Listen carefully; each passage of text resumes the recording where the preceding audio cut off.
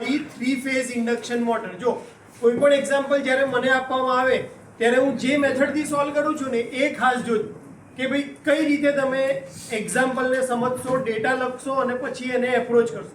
સૌથી પહેલા જ્યારે પણ રકમ વાંચો ત્યારે એમાંથી આપણો કામનો ડેટા હોય એ પહેલા હંમેશા લખવાની ટેવ પાડવાની. એટલે હું વાંચતો જઈશ ને લખતો જઈશ કે ભાઈ એક 6 પોલ વાળી, એટલે સૌથી પહેલા આપણે કયો ડેટા મળ્યો? પોલની વેલ્યુ મળી. 6 પોલ 3 ફેઝ ઇન્ડક્શન મોટર. આ લખવું ખાસ જરૂરી છે. કેમ? ખબર હોવી જોઈએ કે શેનો દાખલો ગણીએ છીએ. પછી દાખલો પૂછ્યો હોય અલ્ટરનેટરનો ને સોલ્વ કરી નાખો ઇન્ડક્શન મોટરનો, એવું ના થાય. હા, તો 3 ફેઝ ઇન્ડક્શન મોટર 50 હર્ટ્ઝનો સપ્લાય આપવામાં આવે છે. શું આપ્યું છે? ફ્રીક્વન્સીની વેલ્યુ કેટલી આપી છે આપણને? 50 હર્ટ્ઝ. ત્યારે તે 970 આરપીએમ ઉપર ફરે છે. કોણ ફરે છે? મોટર. તો કઈ સ્પીડ આપી છે? એક્ચ્યુઅલ સ્પીડ આપી છે. એની વેલ્યુ કેટલી આપી છે આપણને? 970 આરપીએમ, એટલે કે રિવોલ્યુશન પર મિનિટ. તો એ કન્ડિશનમાં પહેલું આપણને શોધવાનું કીધું છે સ્લીપની વેલ્યુ, અને બીજું કીધું છે રોટરની ફ્રીક્વન્સી. કોની ફ્રીક્વન્સી? રોટરની ફ્રીક્વન્સી આપણને શોધવાનું. બે વસ્તુ. એટલે સૌથી પહેલા આપણે શું લખી નાખ્યું? ડેટા લખી નાખ્યું. જેવો આપણે પાસે પ્રોબ્લેમ આવ્યો એટલે આપણને એમાંથી જે કામની વસ્તુ હતી એ લખી ડેટા. હવે આપણે બીજી વાર પેપરમાં રકમ જોવાની જરૂર છે નહીં. સૌથી પહેલી બે વસ્તુ મને કામની દેખાય કે ભાઈ જેવો સપ્લાય આપો ઇન્ડક્શન મોટરને તો શું પ્રોડ્યુસ થાય છે? Rotating magnetic field. અને કેટલી સ્પીડે ફરે છે? ns.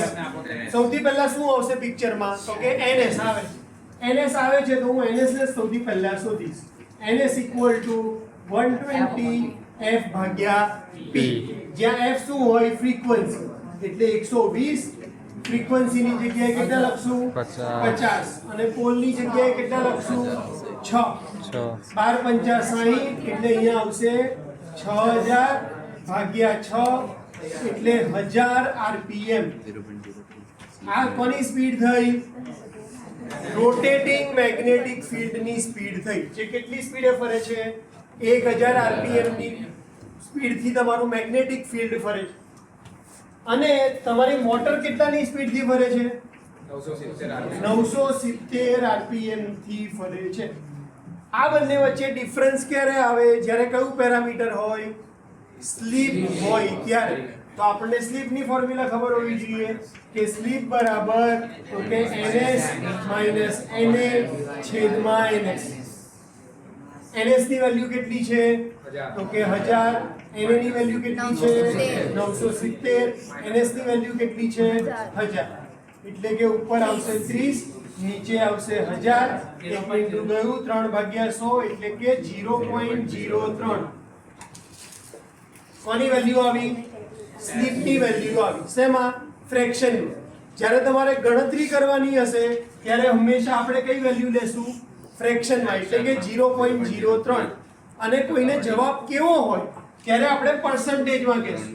અને પર્સન્ટેજમાં કેટલા કહેવાય? કેટલા ટકા કહેવાય? 3% કહેવાય. જે પણ વેલ્યુ આવે ગુણ્યા 100 કરો એટલે તમને સ્લીપ પર્સન્ટેજમાં મળી. પણ એક્ઝામ્પલમાં આપણે યુઝ કરશું ત્યારે આપણે કઈ વેલ્યુ લેશું? આવી 0.03. આ ખાસ યાદ રાખજો.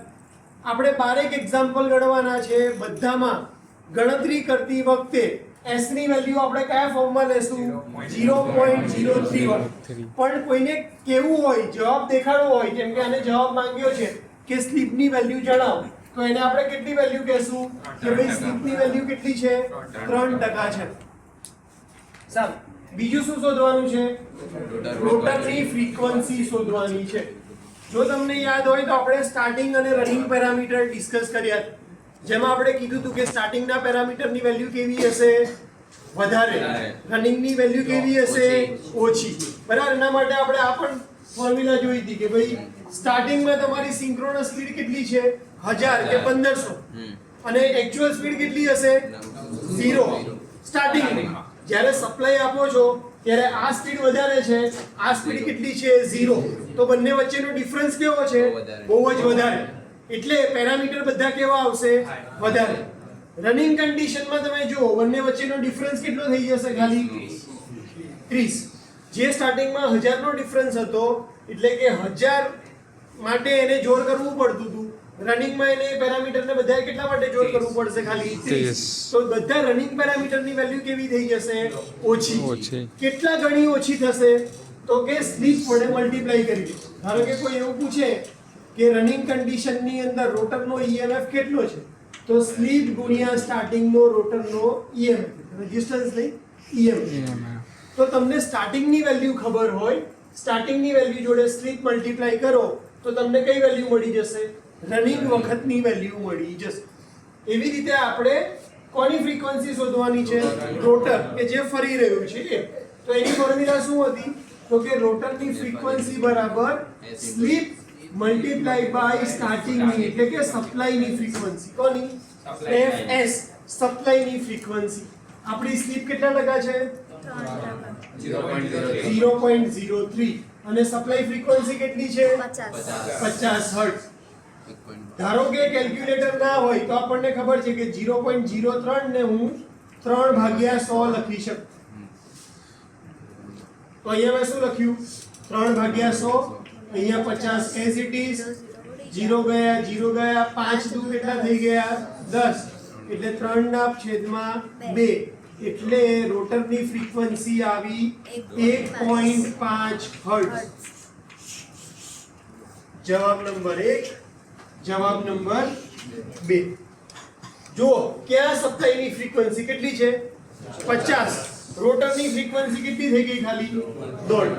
રોટરની ફ્રીક્વન્સી આટલી જ આવશે. કોઈ પણ જગ્યાએ પૂછશે તો 1.5 આવે અથવા 2 આવે અથવા 3. પણ બધી જ જગ્યાએ રોટર વાળી વેલ્યુ કેવી આવવાની છે? ઓછી. આમાં કોઈને ડાઉટ છે? હજી આ પહેલો એક્ઝામ્પલ છે, સૌથી સિમ્પલ એક્ઝામ્પલ છે. કોઈ પણ ડાઉટ હોય તો પૂછી. કોઈ ડાઉટ છે? લખી લો.